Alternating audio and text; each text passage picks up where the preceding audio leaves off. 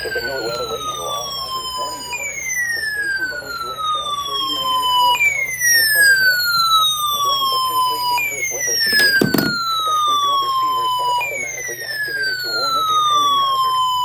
Tests of the signal are normally conducted by the National Weather Service in Mount Holly, New Jersey, every Wednesday between 11 a.m. and noon. If there is a threat of severe weather during the normal test time, the test will be postponed to the next good weather day.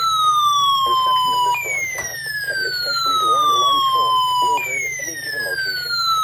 This variability, normally more noticeable at greater distances from the transmitter, can occur even though you are using a good quality receiver in perfect working order.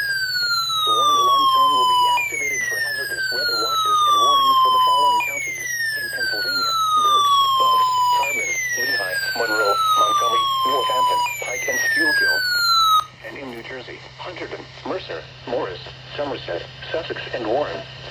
This concludes the weekly test of NOAA Weather Radio All Hazards, station WXL39 in Allentown, Pennsylvania.